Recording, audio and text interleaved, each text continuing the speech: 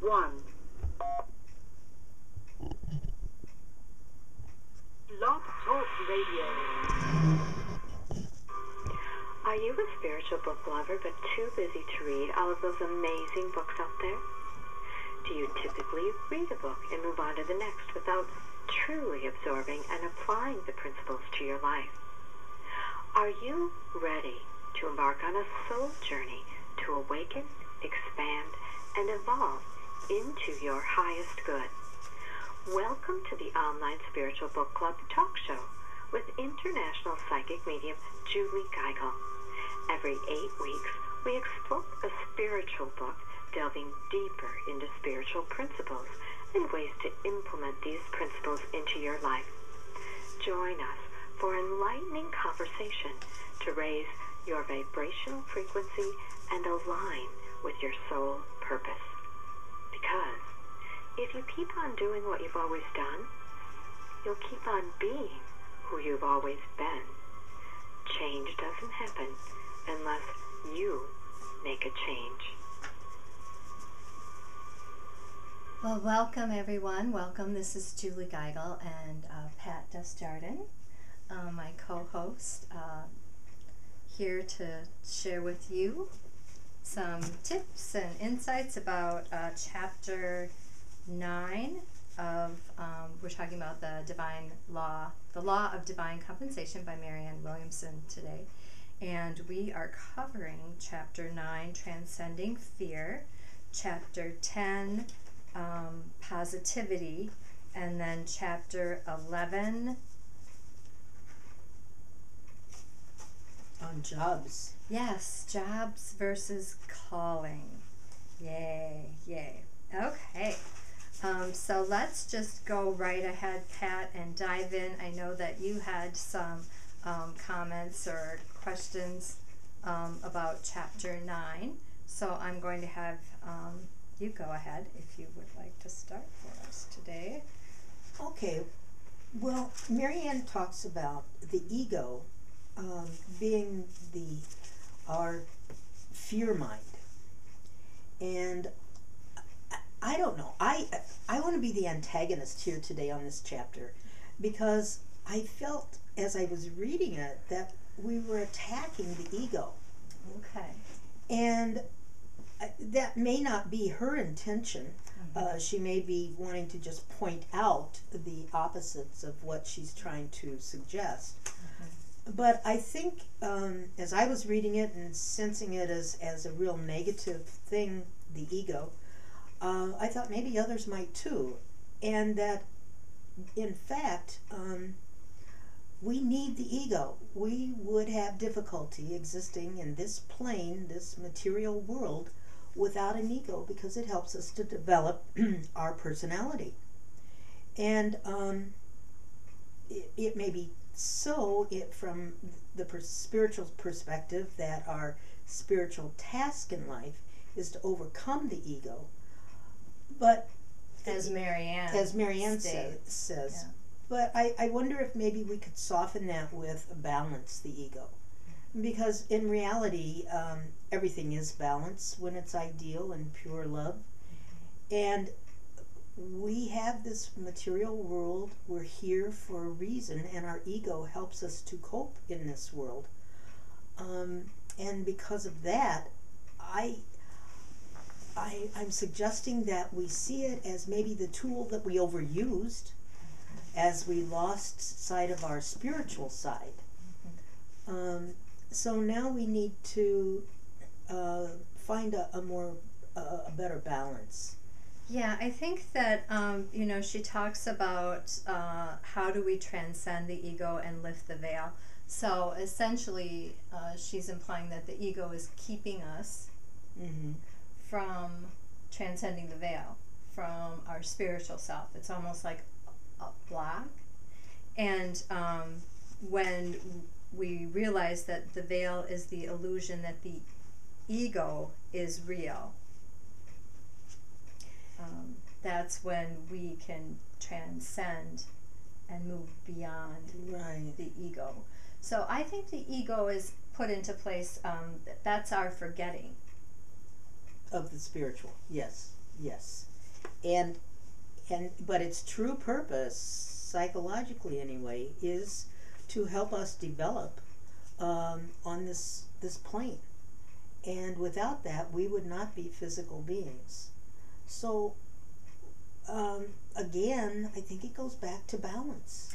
And I would agree with you, because we came into the physical body with an ego, and the whole goal of the journey is to awaken to our spiritual self. Mm-hmm. And the ego is put into place to so we forget, and then the journey is about remembering.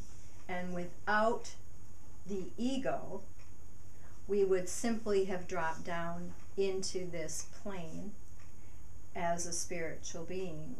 And the point of this realm is to give us experiences. Right.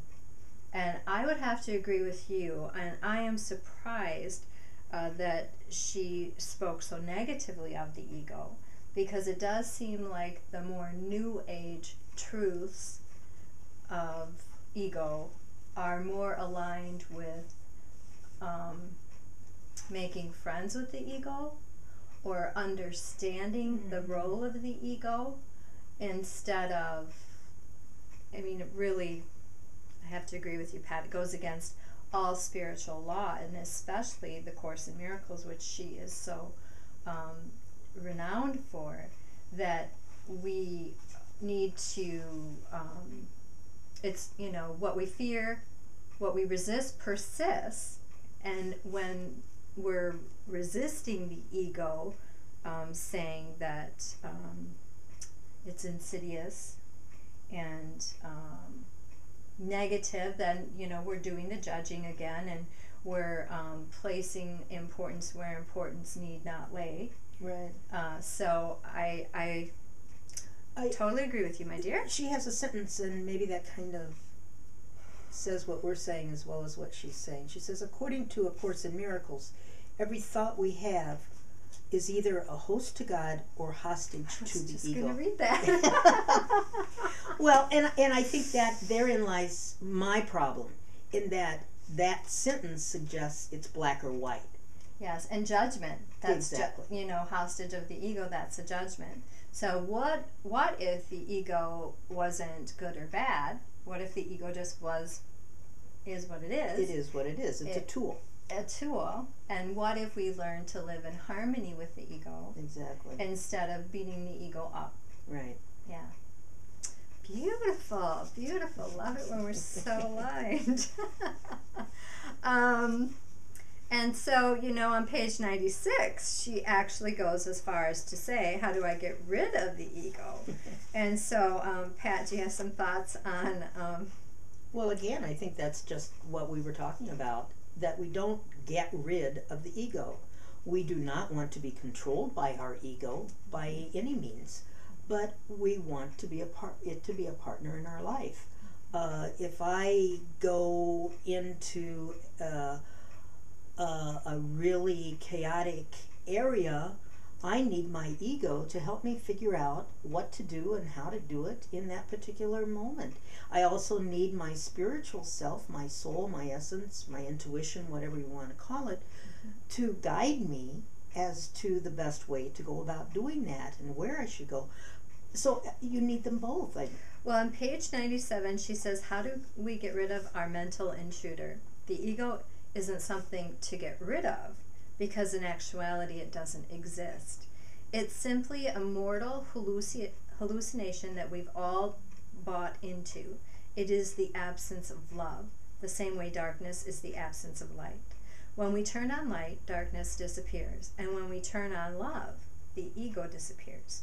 Whatever we devote to truth will be able to withstand lies.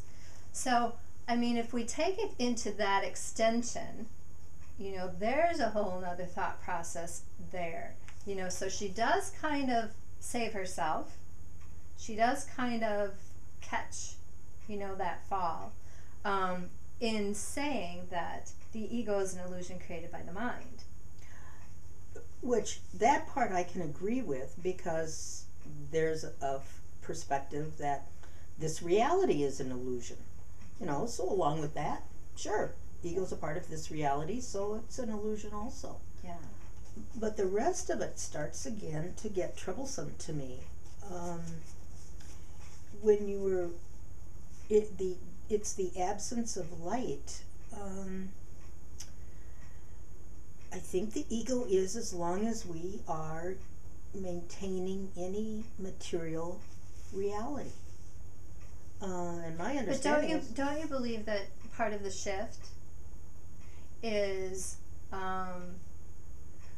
well, okay, because I'm getting stuff. Yeah. I love these conversations because it kind of opens up a portal and then information starts to flow.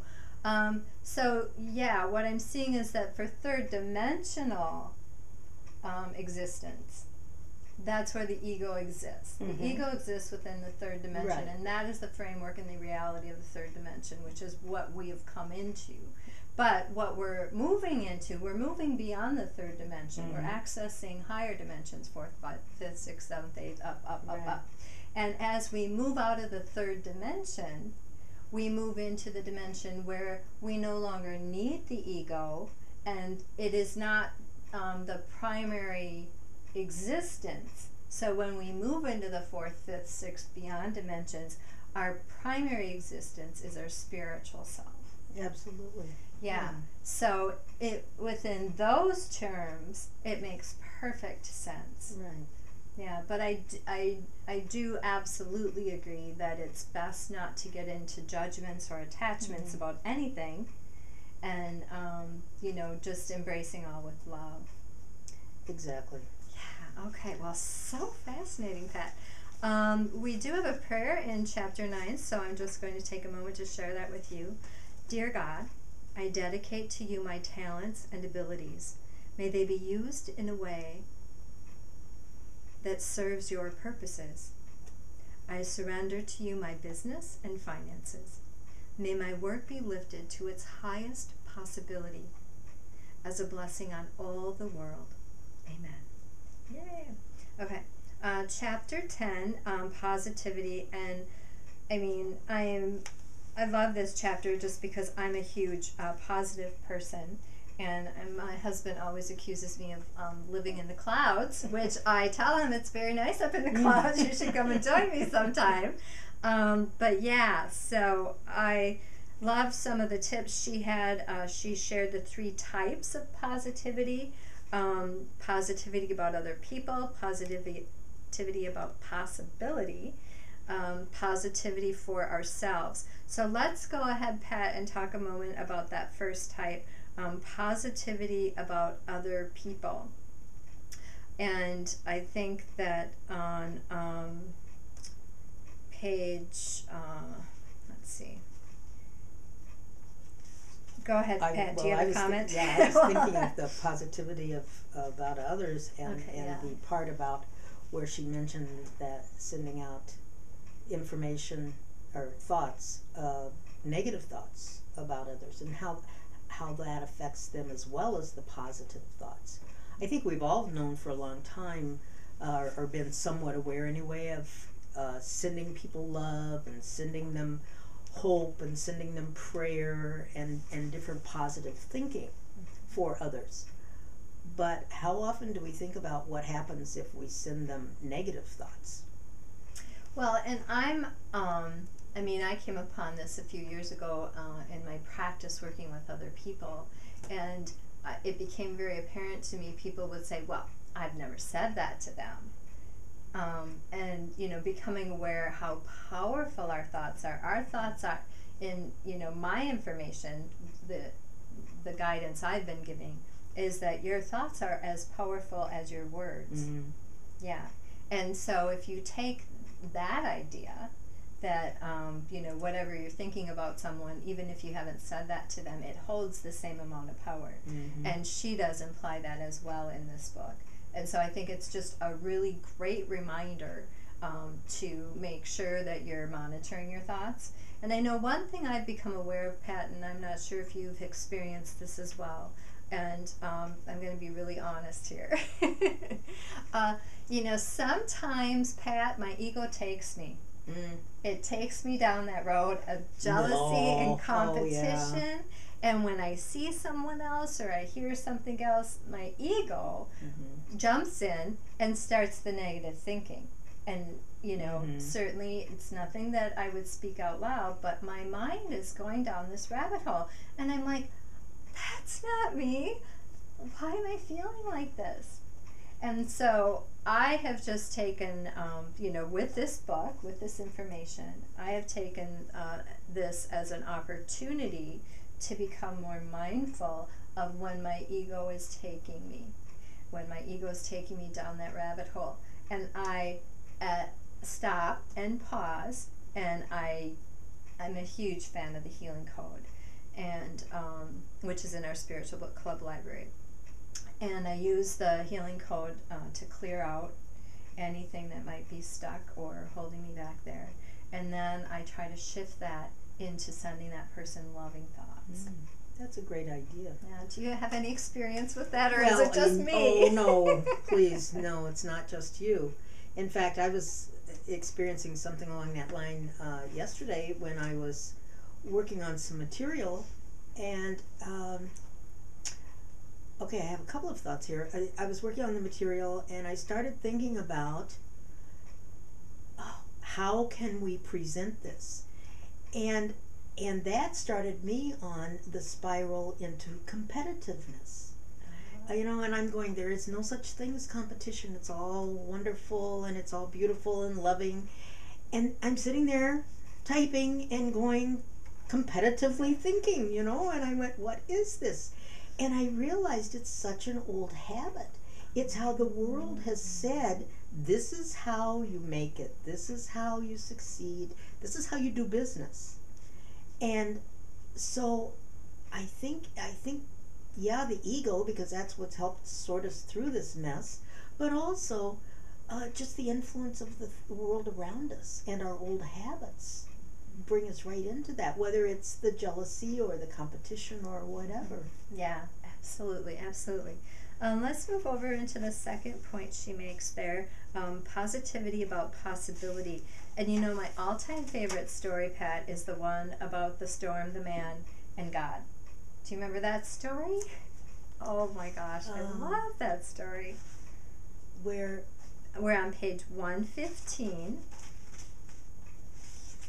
I'm thinking of several stories, and I'm sorry, I forgot the one that she was talking about. No, the part of the story that most caught my attention was the fact that while he had been praying for money, he had been turning down work. It's like the old story of the man who found himself in a storm, with floodwater rising around him, and prayed to be rescued, yet turned down offered rides in a car, a boat, and finally even a helicopter, claiming, God will take care of me.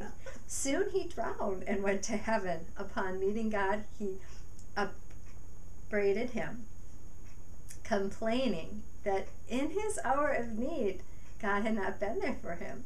To which God responded, what do you mean I wasn't there for you? I sent a car, I sent a boat, I sent a helicopter.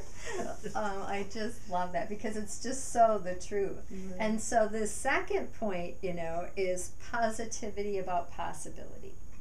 It really is about not being too good to take that job at McDonald's, or not paying attention to things that seem completely unrelated to your effort in finding a job or a relationship, but are the missing link. Absolutely. And yet, aren't they difficult for most of us to see all of those? I mean, I've had moments where I actually was open, and so I remember these because they are moments, group. And at some point I went, and I'm sure this is the point where it shut down, where I went, oh my gosh, there are so many possibilities. How do I even deal with this? Am I not going to get overwhelmed here? Yeah.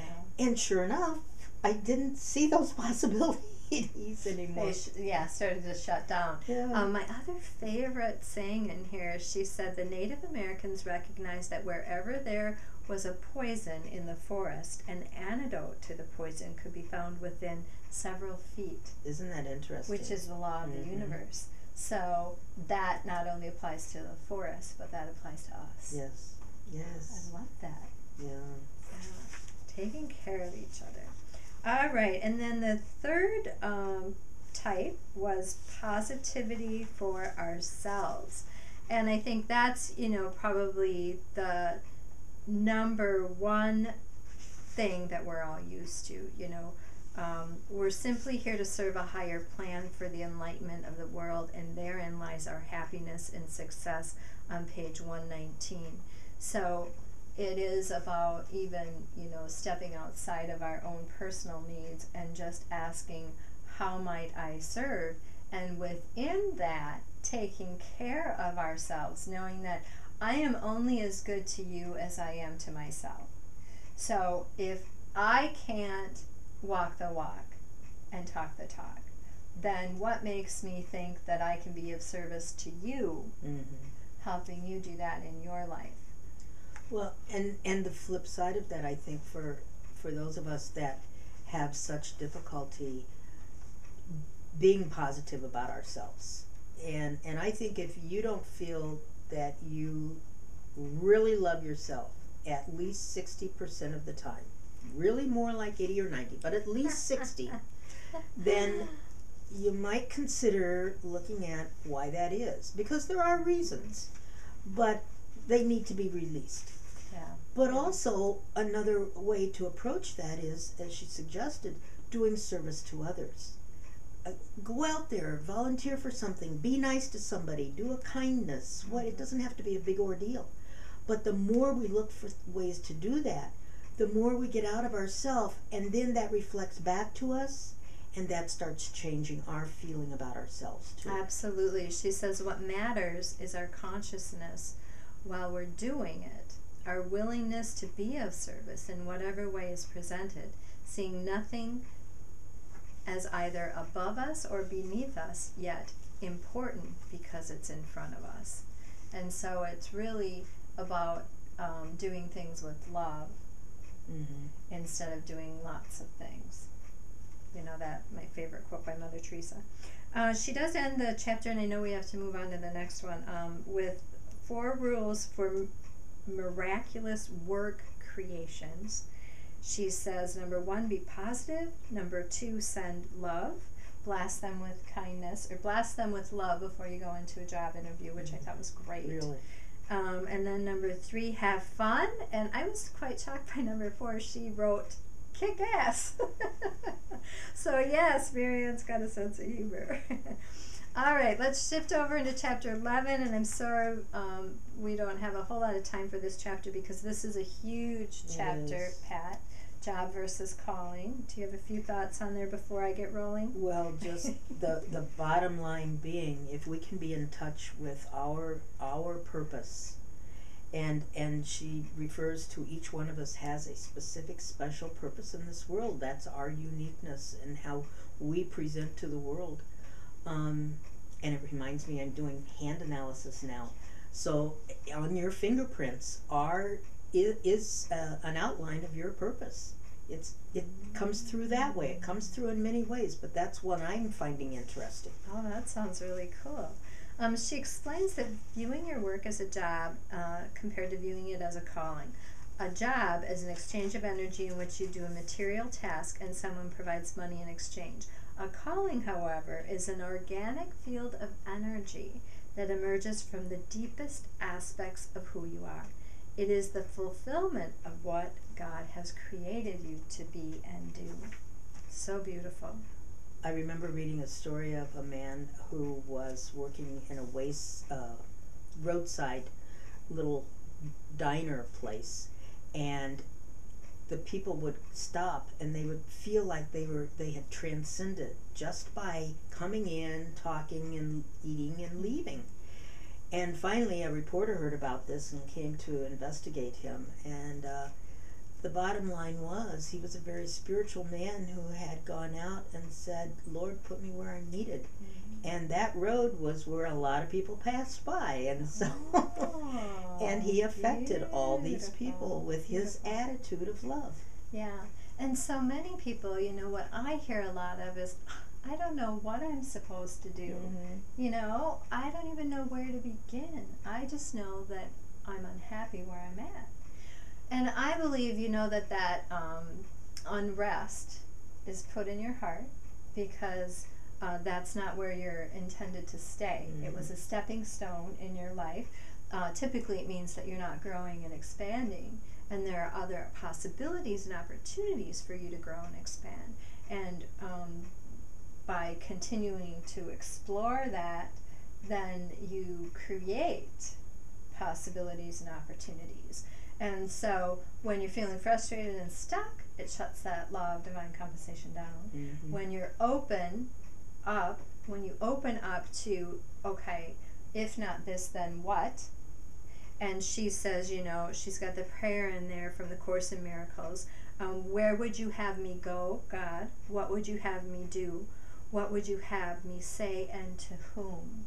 So to say that prayer every day, and your calling will be revealed to you, and staying in that space of love and of service. She also says the best way to summon your true calling is to put yourself in service to God.